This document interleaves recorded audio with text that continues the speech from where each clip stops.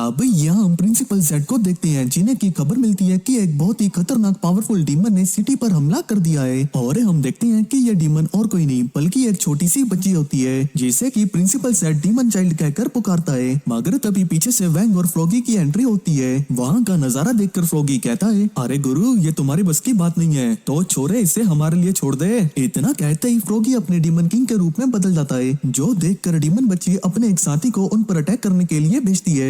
जिसे देखते ही वैंग भी उसकी तरफ बढ़ता है। दोनों की टक्कर होती है और उस टक्कर से एक बहुत बड़ा धमाका होता है। ये धमाका इतना ज्यादा खतरनाक होता है कि पूरा का पूरा शहर ही हिल जाता है। जिसके बाद वो बच्ची एक के बाद एक वैंग पर अटैक करने लगती है। लेकिन आपको तो पता ही है कि वैंग तो वैंग है, वो उसके हर एक अटैक को बड़ी आसानी से रोके जा रहा था। तो वहीं ये सब होते हुए वैंग के माता पिता नीचे से देख रहे होते हैं। वो वैंग से कहते हैं कि बेटा फाइट मत करो, तुम एक अच्छे बड़े भैया हो। लेकिन वैंग और वो बच्ची इन दोनों की कोई बात नहीं सुनते हैं और उनके अगले अटैक से पूरी की पूरी सिटी तबाह हो जाती है। लेकिन अगली पल हमें पता चलता है कि अभी तक हमने जो कुछ भी देखा वो सब दरअसल वैंग की माँ का एक बुरा सपना होता है। और उनकी बातों से हमें पता चलता है कि सपने में वैंग जिस बच्ची के साथ लड़ रहा था वो दरअसल उसी की छोटी बहन होती है। तब ये सब देखकर चिंता के कारण वैंग अपनी फैमिली को वीआईपी लॉन्च के चीफ से मिलने के लिए ले जाता है। और ये सारी अरेंजमेंट वैंग की खास दोस्त सोंग की कंपनी कर रही थी। अब वैंग की मॉम को यहाँ पर लाने का एक ही मकसद है कि यहाँ पर उनकी प्रेगनेंसी का काफी अच्छे से ख्याल रखा जाएगा। तभी वैंग को वहाँ पर कई सारी बुक्स दिखती है जिसमें अच्छा बड़ा भाई कैसे बनते हैं वो सबके बारे में जानकारी थी। तो इसीलिए वो उन सारी बुक्स की नॉलेज को अपने अंदर संभालने लगता है। जो देखकर फ्रॉगी कहता है कि ये पहली बार है जब मैंने वैंग को इतना सीरियस देखा है। तभी वैंग के फ्रेंड्स भी उससे मिलने के लिए आते हैं और वो लोग ये जानकर बहुत ही खुश होते हैं कि वैंग को छोटा भाई या फिर छोटी बहन होने वाली है।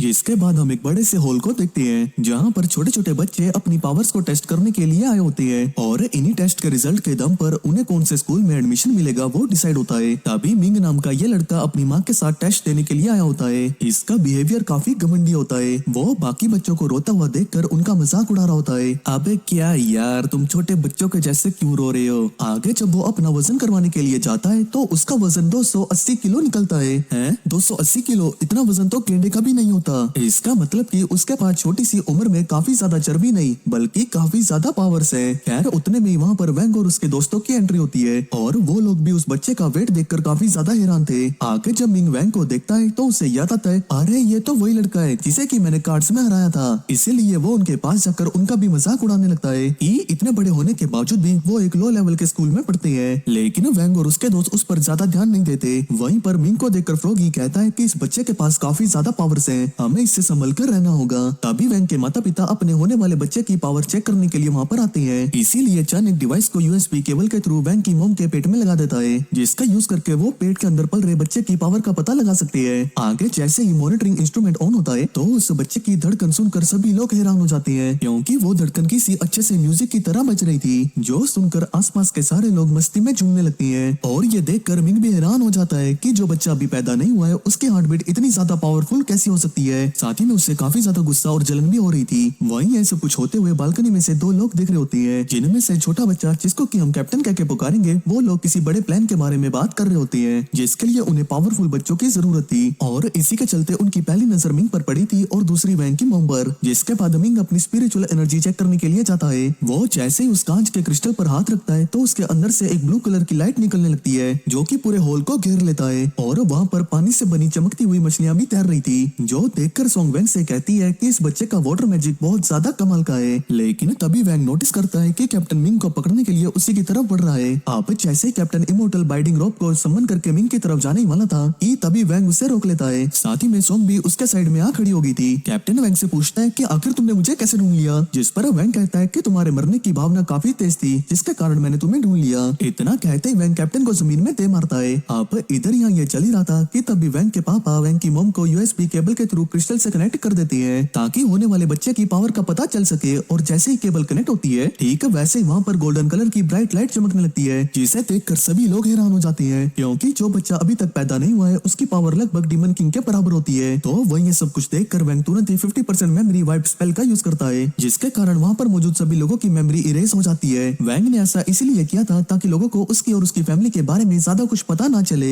लेकिन इस स्पेल का असर सॉन्ग पर नहीं होता है क्योंकि वैंग ने उसके साथ प्रॉमिस किया होता है कि वो कभी भी उसकी मेमोरीज को नहीं मिटाएगा। जो देखकर सॉन्ग काफी ज्यादा खुश होती है। लेकिन तभी उन्हें पता चलता है कि कैप्टन अपने कपड़े छोड़कर वहाँ से भाग चुका है। जो देखकर वैंग वैंग अपनी तलवार को बाहर निकालकर कहता है कि उसके हाइडआउट का पता लगाकर उन्हें हमेशा हमेशा के लिए खत्म कर दो। जो सुनते ही स्वॉर्ड तुरंत ही अपने मिशन के लिए निकल जाता है। वहीं दूसरी तरफ कैप्टन और उसका चेला उड़ते हुए अपने अड्डे की तरफ जा रहे थे। इस दौरान कैप्टन को समझ में नहीं आ रहा था कि आखिर उसके जख्म हील क्यों नहीं हो रही है, जबकि उसने तो हीलिंग मैजिक का भी यूज कर लिया है। तभी उसका चेला उससे पूछता है कि हमारा ये प्लान फेल हो गया है, अब हमें क्या करना चाहिए। जिस पर कैप्टन कहता है कि हमें उस बच्चे को किसी भी हालत में हासिल करना होगा। उस बच्चे को हासिल करने का मतलब ये है कि हमने 10 मिलियन टैलेंटेड बच्चों को हासिल कर लिया है और इसीलिए हमें किसी भी हालत में उस बच्चे को हासिल करना ही होगा। दोस्तों मैं आपको बता दूं कि ये लोग वैंग के भाई या फिर बहन जो भी होने वाला है उसकी बात कर रही है, जो कि अभी उसकी मम्मी के पेट में है। और वह ये सब बातें करते हुए वो अपने अड्डे पर पहुंच जाती है और उनका पीछा करते हुए स्वॉर्ड भी वहां पर पहुंच जाती है, जिसके तुरंत बाद वो अपने असली रूप में आकर उसके अड्डे पर अटैक कर देता है, जिसके कारण वहां पर बहुत बड़ा धमाका होता है। वहीं दूसरी तरफ स्कूल के बाहर मिंग उदास बैठा होता है। तभी वैंग और सोंग उससे मिलने के लिए आते हैं, जिन्हें देखकर मिंग कहता है कि क्या तुम लोग यहाँ पर मुझ पर हंसने के लिए आए हो? वो इक्विपमेंट खराब हो गया था इसीलिए मुझे आज मेरा रिजल्ट नहीं मिला।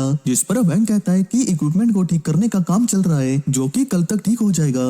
तभी सोंग मिंग को प्रिंसिपल जेड की मूर्ति देता है, जिसका मिंग बहुत बड़ा फैन होता है। वो उन्हीं की तरह एक हीरो बनकर काम करना चाहता है। वो उस मूर्ति को देखकर बहुत ज्यादा खुश हो जाता है और ज्यादा पावरफुल बनने का डिसाइड करता है। अब आगे हम दो बंदों को देखते हैं, जिनमें से एक कह रहा होता है, लॉर्ड स्वॉर्ड सेंट, मैंने सुना था कि आपके पास ज्यादा स्पिरिचुअल एनर्जी है उस दिन से जब आपने वो सिविल स्वॉर्ड गॉड से फाइट की थी। स्वॉर्ड सेंट कहते हैं कि बस लक है और कुछ भी नहीं। ये दूसरा कहता है, पर आप फिर भी इतने बूढ़े क्यों लग रहे हो? स्वॉर्ड सेंट कहते हैं कि एनर्जी बचा रहा हूँ। ये आगे बढ़ रहे होते हैं कि तभी कोई इन पर हमला करने की कोशिश करता है, लेकिन तभी ये रोबोट जैसी चीज इस पर अटैक करके इसे रोक देती है। ये कहते हैं कि शंघाई की फर्स्ट प्रिजन डिफेंस स्ट्रॉन्ग होती जा रही है। अभी ये आगे आकर कहता है कि लॉर्ड चैन नाशान यहाँ पर लॉक्ड है। ये लोग खोलते हैं और सामने देखते हैं कि चैन नाशान यहाँ कुछ बड़बड़ा रहा है। वो सामने देखते हैं और ये देख के स्वॉर्ड सेंट कहते हैं, मेरे जूनियर का गेज तो पहले से भी ज्यादा क्लियर हो गया है। वो बताता है कि इसका इनर डिमन निकाल दिया गया है, लेकिन इसकी कल्टीवेशन टेक्निक कुछ ज्यादा ही खतरनाक है, तो इसीलिए इसे अलग से लॉक करना पड़ रहा है। इसकी पावर लेवल का ध्यान रखते हुए इसे हेवन लेवल सेल में लॉक्ड अप होना चाहिए, लेकिन हेवन लेवल सेल में एक डेंजरस पर्सन है। अगर ये पास आए तो डेफिनेटली चैन नाशेशन का इनर डिमन फिर से अवेकन हो जाएगा। अभी ये आगे बढ़ रहे होते हैं कि तभी ये बंदा कहता है कि मुझे आपसे एक मदद चाहिए। अगले सीन में प्रिंसिपल इनसे कहते हैं कि तुम मैनुअल फील्ड असाइनमेंट के लिए सिलेक्ट किए गए हो। तब सोंग इस मिशन के बारे में उनसे पूछती है। प्रिंसिपल कहते हैं कि इस मिशन का थीम एस्केप रूम है। टेस्ट की लोकेशन सोंगाई फर्स्ट प्रिजन है और गोल है कि टेस्ट करना कि न्यू सेल कितना ज्यादा बढ़िया है। तुम कोई भी मेथड का यूज कर सकते हो सेल को तोड़ने के लिए। ये सुनकर ये तीनों कहते हैं कि फिर तो इसे दोबारा बनाना पड़ेगा और यहाँ वांग लिंग कुछ इंपॉर्टेंट चीज के बारे में सोच रहा होता है। अब अगले सीन में वांग लिंग के मॉम और डैड कहते हैं कि हमारे पास तुम्हारे लिए एक इंपॉर्टेंट मिशन है। अब इसके बाद प्रिजन दिखाया जाता है जहाँ पर इन लोगों को अलग अलग ग्रुप में डिवाइड कर दिया गया होता है और यहाँ पर स्वॉर्ड सेंट और ये आदमी सब कुछ देख रहे होते हैं। ये देखना चाहते हैं कि ये रूकी फर्स्ट प्रिजन टेस्ट में कोई कमी ढूंढ पाएंगे या फिर नहीं, जहाँ की सिक्योरिटी बहुत ही अच्छी है। और ये कहता है कि अगर ये ऐसा कर पाए तो मैं फर्स्ट डिवीजन के सुपरवाइजर से रिजाइन कर दूंगा।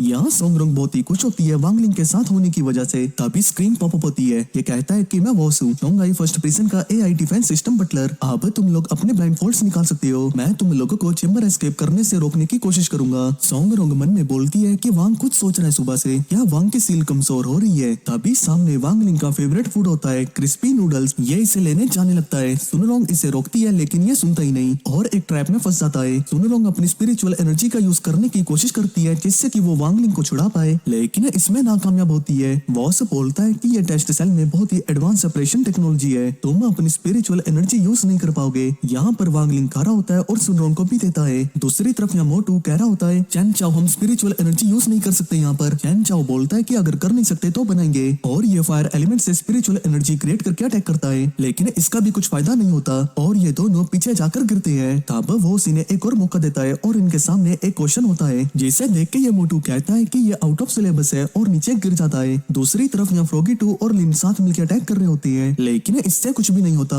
फ्रॉगी 2 कहता है कि मेरे पास कैनन अटैक भी है और इसके ऊपर चढ़ जाता है और अटैक करने वाला होता है कि तभी लिन इससे नीचे पटक के कहती है, साले टर्की कूते। दूसरी तरफ यहाँ पर अलार्म बजता है और अनाउंसमेंट होती है कि प्रिजन ब्रेक हो रहा है अर्थ लेवल सेल में। यहाँ पर सनरोंग कहती है कि वांग कुछ हो रहा है कि तभी वांग लिंग इस प्रिजन को उठा के ऊपर फेंक देता है। ये देख के बॉस बोलता है कि ऐसा कैसे हो सकता है। ये आगे बढ़ते हैं। सुनरोंग क्वेश्चन देखकर बोलती है, ये डिफिकल्ट है लेकिन मैं इसे सॉल्व कर सकती हूँ, मुझे सिर्फ 10 मिनट दो। लेकिन वांग लिंग इस पे अपनी उंगली रखता है और इसे भी तोड़ देता है। सुनरोंग बोलती है कि ये एआई अभी भी रिकॉर्ड कर रहा है। वांग लिंग कहता है तो फिर इसे भी मिटा देती है। सुनरोंग बोलती है कि ये बहुत एक्सपेंसिव है, तो क्यों ना मैं बात करूँ इससे, और उससे बोलती है कि क्या तुम प्रिटेंड कर सकते हो कि तुमने कुछ भी नहीं देखा, और ये अपनी मेमोरीज इरेज कर देता है डर के मारे। अभी ये बाहर निकलते हैं और इनके सामने वही रोबोट आ जाता है। ये वांगलिंग को एनालाइज करता है और बोलता है कि तुम वीकनेस से भरे हुए हो, और इस पर पंच मारता है, लेकिन वांगलिंग को कुछ भी नहीं होता। ये देख के सिस्टम एरर होने लगता है इसके अंदर और इसका सर चकराने लगता है।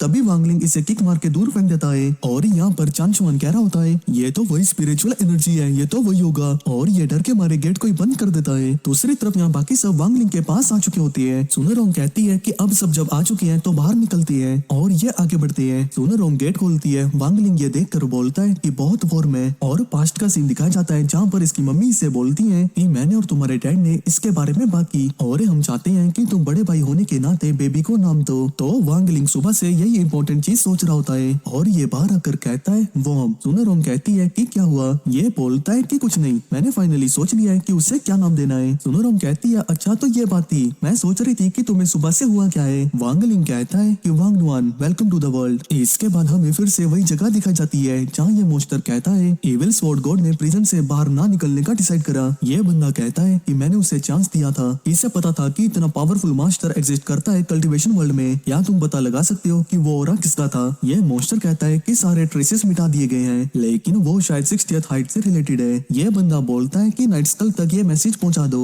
वो कहता है कि ठीक है। आप आगे हमें एक जगह दिखाई जाती है जहाँ पर ये बंदा कह रहा होता है मैंने जितनी भी 5 एलिमेंटल एनर्जी इकट्ठा करी थी इतने सालों में सब बर्बाद हो गई। पीछे से कोई आता है और बोलता है लॉर्ड स्पिरिट एम्परर, मुझे लगता है कि इसका सदर्न ब्रांच केव में जो डिस्ट्रक्शन हुआ था उससे कुछ लेना देना है। वो कहते हैं तो फिर मुझे ये अभी क्यों पता चल रहा है? ये बंदा बोलता है कि night skull crisis response manual के अकॉर्डिंग ऐसे केसेस में पब्लिक रिलेशन डिपार्टमेंट चेक करती है पब्लिक ओपिनियन रिस्क असेसमेंट, और रेलेवेंट डिपार्टमेंट पता लगाती है कि कितना डैमेज हुआ है। एक मीटिंग होती है अलग डिपार्टमेंट के साथ अमाउंट पता लगाने के लिए और पीआर स्ट्रेटेजी क्रिएट करने में सिचुएशन के लिए। उसके बाद ही हम आपको रिपोर्ट कर सकते हैं लॉर्ड। लॉर्ड कहते हैं कि किसने ऐसा बकवास प्रोसीजर बनाया है? तभी ये बंदा बोलता है माय लॉर्ड क्या याद नहीं आपने ये बनाया था? लॉर्ड कहते हैं कि तुम कल से काम पर मत आना, और उसको वहीं पर मार देते हैं। और फिर गुस्से में कहता है कि किसकी इतनी हिम्मत हुई कि मेरे सीक्रेट केव को डिस्ट्रॉय कर दिया। इसके बाद एक दूसरा बंदा बोलता है कि लॉर्ड हमारी रेड स्क्वाड इंटेलिजेंस हैंडल करती है, ये री इंपॉर्टेंट इन्फॉर्मेशन ये डायरेक्टली शुंघाई प्रिजन के इंपॉर्टेंट फिगर से आई है। लॉर्ड इसे देखते हैं और इसमें वांगलिंग और उसके पापा होते हैं। अब अगले सीन में वांगलिंग के डैड को दिखाया जाता है जो कि काफी परेशान होते हैं क्योंकि ये कुछ अच्छा लिख नहीं पा रहे होते, और इनका बॉस भी इन्हें सुना रहा होता है और कहता है कि अगर तुमने कुछ अच्छा लिखा होता तो तुम्हें ज्यादा पैसे मिलते। और ये इतने परेशान होते हैं कि टकले हो चुके होते हैं और इन्होंने विग लगाई होती है। ये देखकर वांगलिंग और फ्रॉगी-टू भी हैरान हो जाती हैं। वांगलिंग कहती है कि नुआन के पैदा होने के बाद काफी खर्चे बढ़ेंगे। फ्रॉगी-टू कहता है अच्छा तो इसीलिए वो नई किताब लिखने का प्लान कर रही है। वांग की मॉम कहती है कि हाँ लेकिन वो कुछ लिख नहीं पा रही है। तभी वांगलिंग अपने पापा के पास आता है और कहता है कि सब कुछ मुझ पर छोड़ दो, और अपनी पावर का यूज करने लगता है। लेकिन तभी इसके डैड उसे रोकते हैं और कहते हैं कि मैं इस घर का हेड हूँ तो मुझे ये सब कुछ ठीक करना होगा,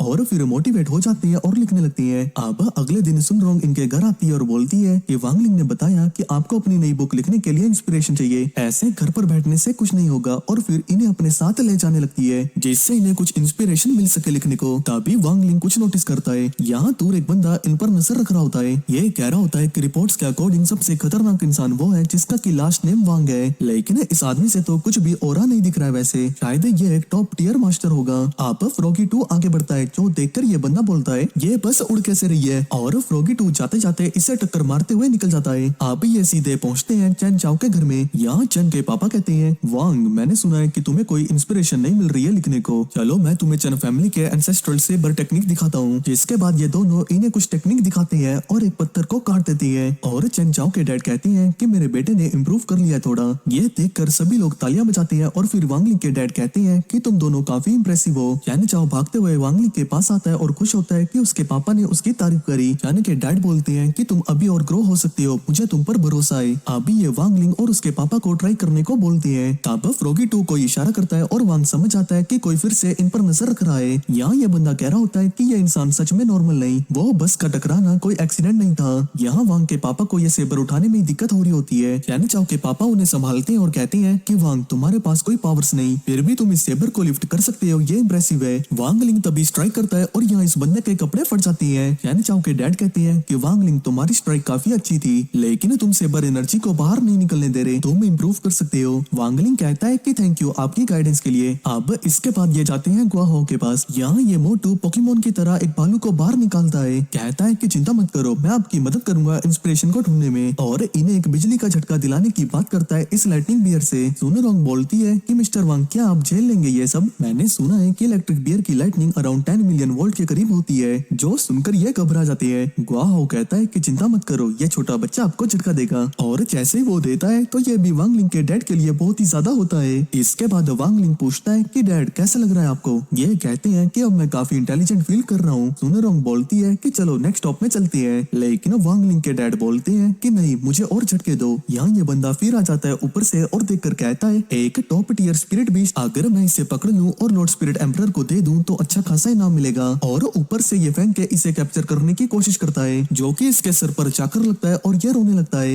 ये देखकर इसका पेरेंट गुस्से में आ जाता है और ये बंदा बोलता है तो इसका पहले से ही ओनर था। तब ये बियर इस पर हमला करके इसे दूर फेंक देता है। अब अगले सीन में ये सभी लोग बाहर होते हैं। यहाँ वांग लिंग के डैड काफी ज्यादा एनर्जेटिक फील कर रहे होते हैं, जो देखकर सनरोंग खुश होती है। तब फ्रॉगी टू मन में बोलता है कि मैं हमेशा से सोचती कैसे दो ऑर्डिनरी ह्यूमन एक एक्स्ट्रा ऑर्डिनरी कल्टीवेटर को जन्म दे सकते हैं। तब वांग लिंग के डैड एक लकड़ की तलवार उठाकर कहते हैं, वांग लिंग, क्या तुम्हें याद है कि जब तुम छोटे थे मैं तुम्हें यहाँ पर तलवार दिलाने लाया था? तभी जिंकी बाहर आता है और वांग लिंग हैरान होता है। वांग कहता है कि क्या हुआ? ये लड़की बोलती है तो तुम फाइनली आ गए, और हमला करती है, लेकिन तभी वांग लिंग उसे रोक देता है। वो कहती है कि मैंने तुम्हें हर जगह ढूंढा, और फिर से हमला करने लगती है और कहती है कि तुम एक बार भी मुझसे मिलने नहीं आए। तभी सुनरोंग बोलती है कि ये तो जिंकी की स्कैबर्ड है। वांग लिंग कहता है कि शांत हो जाओ और उसे दूर फेंक देता है। वांग लिंग के पापा आगे बढ़ रहे होते हैं। वांग लिंग कहता है कि ये डेंजरस है डैड, लेकिन वो बोलते हैं कि यहाँ पर सबसे खतरनाक तुम हो, और आगे बढ़ते हैं। फिर उसे जाकर बोलते हैं कि तुम और जिंकी सिमिलर हो काफी। ये बोलती है कि क्या तुम्हें मरना है ह्यूमन? ये बोलते हैं कि जिंकी को तुमसे अलग करने का ब्लेम मुझ पर भी चाहता है थोड़ा। मैंने लिंक की फीलिंग के बारे में कुछ सोचा नहीं था उस वक्त। अगर मैंने तुम दोनों को एक साथ खरीद लिया होता तो तुम्हें इतना दुख नहीं होता। यहाँ ये बंदा कह रहा होता है कि ये पहली बार है जब मैं 2 बार लगातार किसी को मारने में फेल हुआ हूँ। इस बार मैं अपने साथ पूरी रेड स्क्वाड एलिट फोर्स को लाया हूँ, अब बच के दिखाओ। यहाँ वांग लिंग के डैड उससे बोलते हैं कि जिंकी तुम्हें भूला नहीं है। कि तभी ये सभी लोग नीचे आते हैं और चारों तरफ से इन्हें घेर लेते हैं। जिंकी सीधे अपने सिस्टर के पास चले आता है और इनकी स्पिरिचुअल एनर्जी काफी ज्यादा इंक्रीज हो जाती है। यहाँ पे स्वॉर्ड और स्केबर्ड दोनों एक होकर मर्ज हो जाते हैं और इनके फोर्स से यहाँ पर सभी दूर जाके गिरते हैं। वांग लिंग के डैड बोलते हैं कि ये क्या हुआ? वांग लिंग कहता है कि ये दोनों मर्ज हो गए हैं। सोंगरोंग कहती है कि न्यू स्वॉर्ड स्पिरिट का क्या नाम है फ्यूजन के बाद? वांग लिंग कहता है कि जिंग भाई। अभी ये कहता है कि स्वॉर्ड मास्टर, इसे कैसे हैंडल करना है? वांग लिंग कहता है कि मैं इसे तुम पर छोड़ता हूँ, जो करना है वो करो, बस इन्हें जान से मत मारना। और ऐसा कहकर वो आगे बढ़ते हैं, जबकि जिंग भाई पीछे इन सभी को कुत्ते की तरह मार रहा होता है। अब अगले सीन में ये सभी लोग चुपके से देख रहे होते हैं कि वांग लिंग के पापा अच्छे से किताब लिख रहे होते हैं और ये लिखते हैं कि फैमिली क्या होती है। फैमिली एक दूसरे का साथ देती है, एक दूसरे को प्रोटेक्ट करती है, चाहे आर्गुमेंट से क्यों ना हो। अगर तुम अच्छे से कम्युनिकेट करोगे तो सब कुछ ठीक हो जाएगा, और वही तुम्हारी स्ट्रॉन्गेस्ट सपोर्ट और वार्मेस्ट प्लेस होती है। अब आगे यहाँ हम देखते हैं कि वांग लिंग की डैड की किताब हिट हो चुकी होती है और न्यूज में भी इसकी चर्चा हो रही होती है। यहाँ इसके डैड अभी भी काम पे लगे होते हैं। तभी वांग की मॉम आके इनकी मदद करने लगती है लिखने में। बाहर से ये सब कुछ वांग लिंग और फ्रॉगी टू देख रहे होते हैं। वांग लिंग कहता है कि मेरी मॉम भी एक राइटर हुआ करती थी, लेकिन काफी टाइम हो गया उन्हें वो काम छोड़े हुए। अब अगले सीन में वांग लिंग के टीचर्स भी उसके डैड की लिखी हुई किताब पढ़ रहे होते हैं और इसे एक मास्टरपीस कहते हैं। ज़ोकोंग कहता है कि इस बुक में जो कल्टीवेशन टेक्निक लिखी है वो मेरे मास्टर के काम से मिलती जुलती है। पान बोलती है कि कहीं ये लेजेंडरी कल्टीवेटर तो नहीं, मिस्टिक एक्स स्पिरिट मदर। ज़ोकांग बोलता है कि उस टाइम मैं प्रैक्टिस ही कर रहा था, मिस्टिक एक्स डिवाइन टेक्निक जो कि मेरे मास्टर ने मुझे दी थी, और मैं फ्री मोटर रन तक पहुंच गया था जल्दी। पान कहती है तो तुम मुझसे मिले हो? ज़ोकोंग कहता है कि नहीं, ये बस मेरी इमेजिनेशन थी। एक्चुअली ये कल्टीवेशन टेक्निक मुझे सड़क किनारे मिली। इसमें था कि अगर तुम इसे पूरे तरीके से मास्टर कर लो तो तुम ऑटोमेटिकली सेक्ट ज्वाइन कर लोगे। पान कहती है कि सड़क किनारे मुझे वहाँ ऐसी चीजें क्यों नहीं मिलती? फिर बोलती है कि उन्होंने कुछ सुपर एडवांस कल्टीवेशन टेक्निक्स बनाई, क्या ये सच है? ज़ोकोंग कहता है कि हाँ शायद, अगर उनसे मिलने का मौका मिला तो मैं अपने मास्टर का शुक्रिया अदा करना चाहूंगा, लेकिन वो बहुत टाइम से गायब है। दूसरी तरफ यहाँ पर ये बंदा भी इस किताब को पढ़ रहा होता है और कहता है कि इसमें जो मिस्टिक एक्स स्पिरिट मदर का स्टाइल है वो बहुत बढ़िया है। तभी यहाँ दूसरा बंदा आता है। इसका लॉर्ड बोलता है कि मैंने ये नॉवल पढ़ी है अभी, शायद इसका writer legendary cultivator mistake x spirit mother से कनेक्टेड है। ये मॉन्स्टर कहता है कि इस बुक के ऑथर को मैं जानता हूँ। ये कहता है कि मैं नाइट स्कल, मैंने एक प्लान बनाया है एंशिएंट कल्टीवेटर की सीक्रेट टेक्निक को अनलॉक करने का।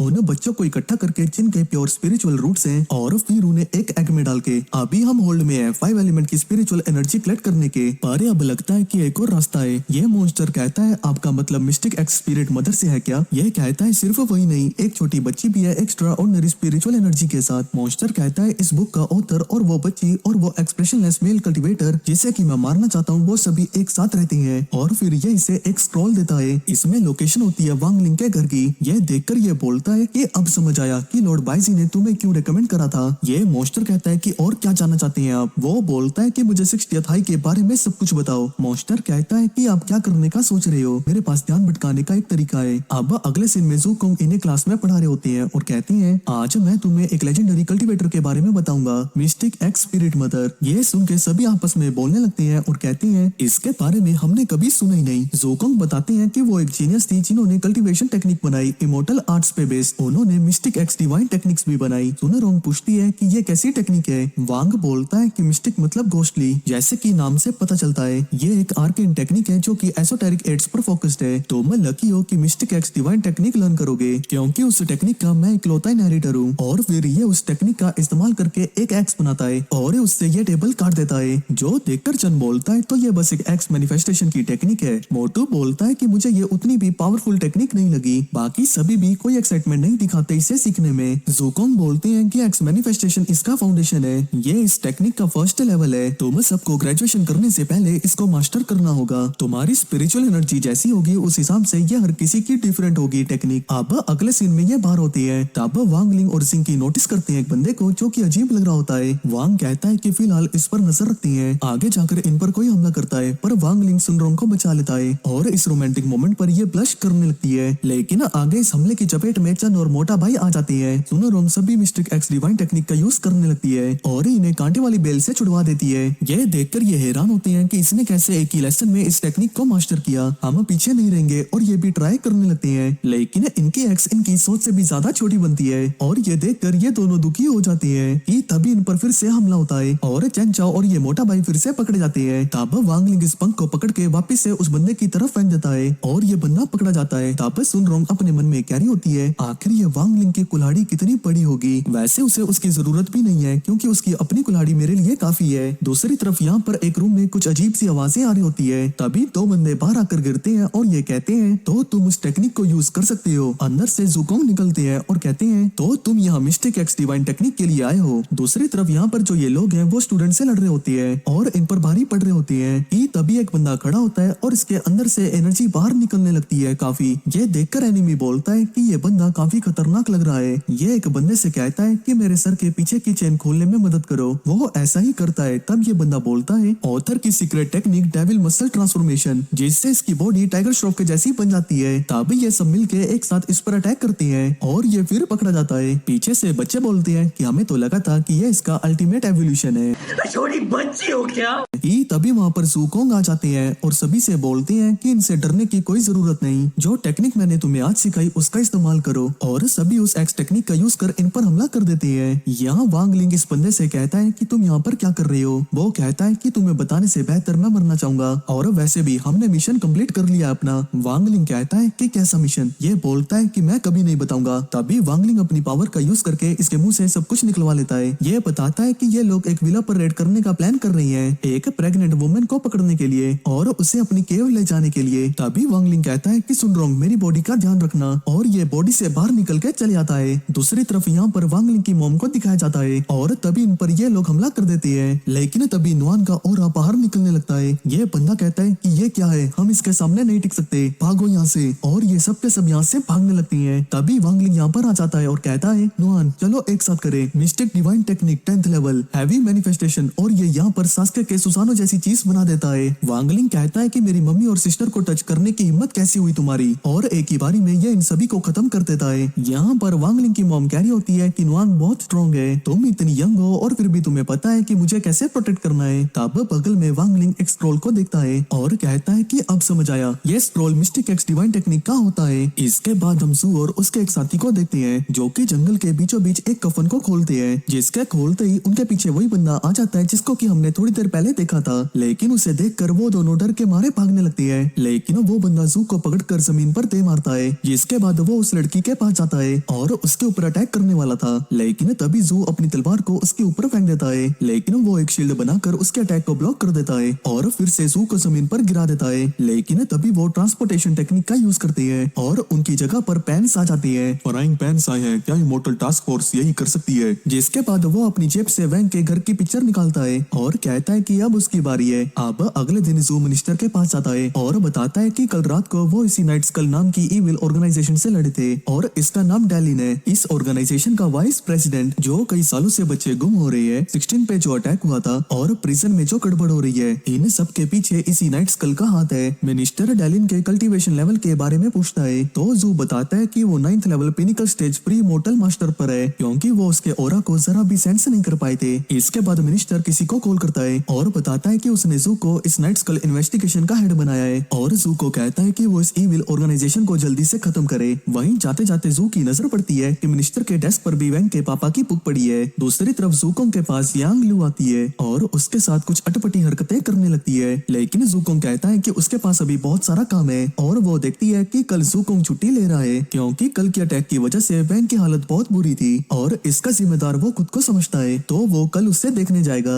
इसके बाद लू उसे वो इन्फॉर्मेशन देती है जो कि जूकोंग ने उससे मांगी थी। लू जानती है कि वो अपने टीचर को ढूंढ रहा है और उसे लगता है कि वैंग के पेरेंट्स उसके टीचर से किसी तरह जुड़े हुए हैं। जूकोंग कहता है कि कई सालों से वो उन्हें रिटायरमेंट से बाहर लाने की कोशिश कर रहा है ताकि वो अपने सेक्ट को फिर से रिवाइव कर सके। लू कहती है कि इस इन्फॉर्मेशन को लाने में बड़ी मेहनत लगी, तो क्या वो उसके लिए भी वैंग के पापा का ऑटोग्राफ ला सकता है। दूसरी तरफ जू वैंग को बता रहा था कि जूकोंग ने उनके बारे में काफी इन्फॉर्मेशन बाहर निकाली है और वो कल उसके घर पर आ रहा है। तो फ्रोगी को लगता है कि कहने को ये बस एक होम विजिट है, लेकिन असल में वो उनकी असली आइडेंटिटीज का पता लगाना चाहता है। वहीं वैंग ने स्कूल से छुट्टी इसीलिए ली थी ताकि वो अपनी फैमिली को प्रोटेक्ट कर सके और इससे उसके दोस्त भी मुसीबत से दूर रहेंगे, लेकिन जैसा उसने सोचा था वैसा हो नहीं रहा। तभी उसकी मम्मी वहाँ पर उसके लिए संतरे लेकर आती है। मम्मी, मुझे आपसे एक सवाल पूछना है, क्या आप एक शांति भरी जिंदगी जीना चाहते हैं या फिर एक ऐसी जिंदगी जिससे इतिहास में हमेशा के लिए आपका नाम लिख जाए? उसकी माँ कहती है कि वो एक शांति भरी जिंदगी जीना चाहती है और बस उसे और उसकी छोटी बहन को बड़े होते हुए देखना चाहती है।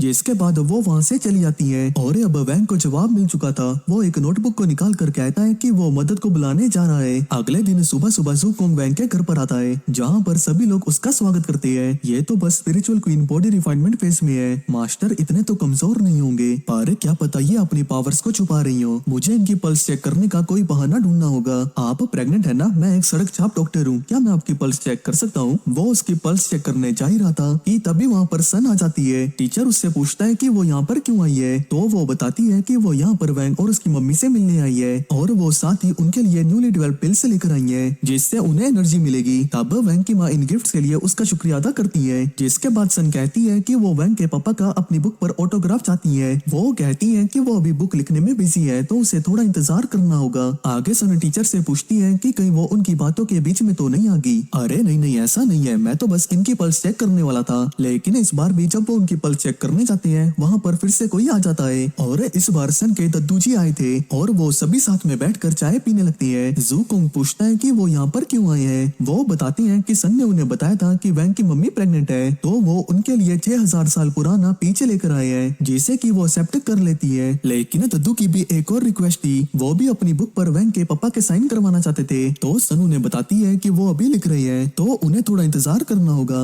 इसके बाद टीचर फिर से उनकी पल्स चेक करने की कोशिश करते हैं, लेकिन उसी वक्त फिर से बेल बजती है और इस बार स्वॉर्ड सेंट और वही बुड्ढा आया था। जूकोंग ये देखकर हैरान हो जाता है कि वैंग के घर स्वॉर्ड सेंट और डॉन स्केट का लीडर आया होता है और वो उनसे पूछता है कि वो लोग क्यों आए हैं। तो वो कहते हैं कि वो लोग वैंग की मॉम को देखने आए हैं, लेकिन जैसे वो कपड़े को हटाता है तो वो समझ जाता है कि ये लोग भी वैंग के पापा के ऑटोग्राफ के लिए आए हैं। इसके बाद वो फिर से पल्स चेक करने की कोशिश करते हैं, लेकिन इस बार भी दरवाजे की घंटी बज जाती है और हम देखते हैं कि जू और मिनिस्टर वहाँ पर आए थे और अब जूकोंग अंदर ही अंदर फटने वाला हो रखा है। मिनिस्टर उससे पूछता है कि वो यहाँ पर क्यों आया है, तो वो बताता है कि वो ऑटोग्राफ लेने आया है। अरे वाह, तुम भी? मैं भी असल में ऑटोग्राफ के लिए आया हूँ। इसके बाद सभी लोग वैंग के पापा का इंतजार करने लगते हैं और टाइम पास करने के लिए मेडिटेट कर रहे थे, सिर्फ जूकोंग को छोड़कर। तभी उसके घर के बाहर हम एक कॉफिन को देखते हैं जिसके अंदर से डैलिन बाहर आता है। आज सभी लोग मारे जाएंगे, लेकिन जैसे ही वो दरवाजा खोलता है तो अंदर के नजारे को देखकर हैरान हो जाता है। उससे लग रहा था कि वो किसी गलत घर में आ चुका है और श्योर होने के लिए फिर से दरवाजा खोलता है, लेकिन इस बार सभी लोग उससे घूर रहे थे। आइए जनाब आइए, आपकी ही तो खातिरदारी करनी है। आपको क्या लगता है इस नुकीले डंडे में हमने तेल क्यों लगाया है? तब जू से देखकर पहचान जाता है कि वो उस नाइट स्कल का वाइस प्रेसिडेंट है और मिनिस्टर को प्रोटेक्ट करने के लिए वो और स्वॉर्ड सेंट उस पर अटैक कर देती है। जिसके बाद डिलन वहाँ से भागने लगता है तो बाकी सब भी उसके पीछे जाते हैं। इसके बाद फाइनली वैंग के पापा नीचे आते हैं और वैंग की माँ उनसे कहती है कि वो अब सबको जल्दी से ऑटोग्राफ दे। अपनी बुक को भी साइन करवाने के बाद वो दोनों भी वहाँ से जाने लगती है और अब ज़ुकोंग तो भूल चुका है कि वो यहाँ पर आया भी क्यों था। दूसरी तरफ डीलन ने फाइनली बाकी सबसे अपना पीछा छुड़वा लिया है कि तभी यहाँ पर कोई आ जाता है और इसे पकड़ लेता है। वाइस प्रेसिडेंट कहता है कि तुम तो वही हो। ये बोलता है कि माफ करना, मैं रहमदिल नहीं हूँ उसकी तरह, और ये बोलकर उसे गायब कर देता है। फिर बोलता है एक panicle level free immortal rain cultivator, तुम्हारी हिम्मत कैसी हुई किंग के सामने इतना एरोगेंटली एक्ट करने की। और फिर ये भी यहाँ से चले जाता है। इसके बाद हम स्पिरिट एम्परर को देखते हैं जो कि अजीब तरीके से घूम रहा था कि तभी उसे पता लगता है कि डीलन का ऑरा गायब हो चुका है। तभी एक चेला आकर उसे बताता है कि वाइस प्रेसिडेंट उस बच्चे को पकड़ने गए थे लेकिन वो वापस नहीं आए। वो ट्रू इमोर्टल रेन तक पहुंचने वाला था। मरने के बाद भी उसके ऑरा के ट्रेस बचे होने चाहिए। वो बताता है कि वाइस प्रेसिडेंट का मिशन अभी भी पूरा नहीं हुआ है तो उसके मिशन को तुम पूरा करोगे। जो सुनकर वो घबरा जाता है और कहता है कि उसे तो लॉर्ड बाइजी को रेस्क्यू करना था। तो स्पिरिट एम्परर कहता है कि इस चीज को वो फिर खुद ही संभालेगा। इसके बाद हम वेक्सियो सिटी को देखते हैं जहाँ पर हर 4 साल में एक टूर्नामेंट होता है जहाँ पर वेक्सियो किंगडम के सबसे बेहतरीन कल्टीवेटर्स इकट्ठा होती है। जिसके बाद हम पिछले चैंपियन को देखते हैं जो कि साइतामा है। अरे सॉरी मेरा मतलब मोंग जिंगडैंग है। अगर कोई लगातार 2 चैंपियनशिप जीतता है तो वो दुनिया के टॉप कल्टीवेटर्स को चैलेंज कर सकता है। यानी कि अगर जिंगडैंग इस बार भी जीत गया तो उसे टॉप कल्टीवेटर से लड़ने का मौका मिलेगा। हावर चैन टीवी को देखते हुए बड़बड़ कर रहे थे तो सन उन्हें चुप रहने को कहती है क्योंकि वैंग की मम्मी को आराम की जरूरत है। पर वो कहती है कि वो उन्हें देखने दे क्योंकि ये टूर्नामेंट 4 साल में एक ही बार होता है। इसके बाद टूर्नामेंट शुरू हो जाता है जहाँ पर सबके सब मिलकर जू टैंक के ऊपर अटैक कर रहे थे लेकिन उनमें से कोई भी जिंगडैंग का कुछ भी नहीं बिगाड़ पाता। इसके बाद हम स्टेलर स्काई नेट फॉर्मेशन को देखते हैं और टोन सेक्ट का लीडर बता रहा था कि वो लोग फाइट के दौरान बहुत सारी स्पिरिचुअल एनर्जी को रिलीज करेंगे और ये फॉर्मेशन उन सबको कंडेंस करती है जो कि फर्स्ट डिवीजन के डिफेंसेस को और भी ज्यादा मजबूत बनाती है। वो इतनी एनर्जी को इकट्ठा करना चाहते हैं जिससे वो हेवन लेवल प्रिजन को सील कर सके। हमें पता चलता है कि मंग कहां से आया है कोई नहीं जानता लेकिन उसकी पावर टॉप कल्टीवेटर जैसी है। यहाँ तक कि वो अपने ओपोनेंट को सिर्फ एक ही अटैक से हर बार हरा देता है और उसकी ताकत को देखकर सभी को लगने लगा है कि वो टॉप कल्टीवेटर का ही स्टूडेंट है। दूसरी तरफ चन वैंग से पूछ रहा था कि इमॉर्टल वर्ल्ड का टॉप कल्टीवेटर आखिर है कौन। किसी ने उसका चेहरा भी नहीं देखा। जब उसने टूर्नामेंट में हिस्सा भी लिया था वो भी काफी दूर से लिया था और वहीं से एक स्ट्राइक में सभी को हरा रहा था। उसे लोगों ने आखिरी बार डीमन इन्वेजन के दौरान देखा था लेकिन उस वक्त भी उसकी शक्ल कोई नहीं देख पाया। इसीलिए उन्होंने रूल चेंज कर दिए और कल्टीवेटर्स को पार्टिसिपेट करने के लिए अब टूर्नामेंट के मैदान में आना पड़ता है। अगर जिंगडैंग जीत गया तो टॉप कल्टीवेटर को आना ही होगा। लेने कहती है कि अगर वो नहीं भी आया तब भी कुछ भी नहीं होगा। ऐसी बात नहीं है। टॉप कल्टीवेटर को बहुत सारे लोग अपना रोल मॉडल मानते हैं। अगर वो नहीं दिखा तो कितने ही कल्टीवेशन की जर्नी को छोड़ देंगे। इसके बाद हम तब का सीन देखते हैं जब वैंग 9 साल का था और उसके पापा उसकी पावर्स को कंट्रोल करने के लिए टेलिस्मैन बना रहे थे। अगर तुम्हें कोई मास्टर मिल जाए तो वो शायद तुम्हें अपनी पावर्स को कंट्रोल करना सिखा सकता है। तभी वैंग को टूर्नामेंट का एक पोस्टर दिखता है जो देखकर उसे लगता है कि शायद उसे वहाँ पर अपना मास्टर मिल जाए। तो बिना अपने घर से बाहर निकले वैंग टूर्नामेंट में पार्टिसिपेट करता है और जीत भी जाता है। यानी कि जिस टॉप कल्टीवेटर की वो बात कर रहे हैं वो वैंग ही है। दूसरी तरफ जिंगडैंग ने सभी को हरा दिया है लेकिन एक ब्लू ड्रैगन नाम का बंदा उसके सामने आता है जो कि सेलेशियल रैंकिंग में 6th रैंक पर आता है लेकिन मंक उसे भी अपने एक ही अटैक से हरा देता है। इसके बाद अगले राउंड की बारी थी जिसमें जिंगडैंग का सामना डॉन सेक्ट के लीडर से होने वाला था लेकिन जिंगडैंग उनसे लड़ना नहीं चाहता। वो हर रोज कड़ी ट्रेनिंग करता है सिर्फ इसीलिए ताकि वो टॉप कल्टीवेटर से लड़ सके ना कि उसके जैसे बुड्ढे से। ये सुनकर बुड्ढे को गुस्सा आ जाता है और उसके ऊपर अटैक कर देता है लेकिन वो शील्ड बनाकर उसके अटैक को ब्लॉक कर देता है। वो उसकी शील्ड को तोड़ने की कोशिश करता है लेकिन उसके ऊपर एक क्रोच भी नहीं ला पाता और जिंगडैंग उसे अपने अटैक से उड़ता हुआ पीछे भेज देता है। तो सेक्ट लीडर उसे हराने के लिए आसमान में से एक मीटियोर को समन करता है लेकिन जिंगडैंग उस मीटियोर के टुकड़े टुकड़े कर देता है जिसके बाद जिंगडैंग उसे स्टेडियम में ही घुसा देता है। मंक कहता है कि ये टूर्नामेंट भी बिल्कुल पिछले टूर्नामेंट जैसा है और वो याद करता है कि इस बार बहुत से लोग उसको बुरा भला बोल रहे थे कि वो गलती से जीत गया या फिर चीटिंग करके जीता है। तो गुस्से में वो उन्हें गलत साबित करने पहुंचा था। वहीं उसकी ताकत को देखकर सभी लोग हैरान थे। अनाउंसमेंट होती है कि टूर्नामेंट 4 हफ्तों तक चलने वाला था लेकिन जिंगडैंग की वजह से वो अभी खत्म होने वाला है। वहीं सन सोच रही थी कि अगर वैंग पार्टिसिपेट करता तो शायद टूर्नामेंट 5 मिनट भी न चले। तभी हम देखते हैं कि टूर्नामेंट में एक और पार्टिसिपेंट आया है जिसका की नाम क्रिस्पी नूडल है जो सुनकर सभी लोग हंसने लगते हैं। वो लोग देखते हैं कि वो बिल्कुल वैंग के जैसा दिख रहा है। इसके बाद हम पास्ट का सीन देखते हैं जहाँ वैंग बताता है कि उसने अपने एक बाल में अपनी स्पिरिचुअल एनर्जी को डालकर अपना एक क्लोन बनाया है जो वैंग लिंग के हर ऑर्डर को फॉलो करता है, खुद लड़ सकता है और कोई भी एक्सटर्नल फोर्स उसे डिस्ट्रॉय नहीं कर सकती।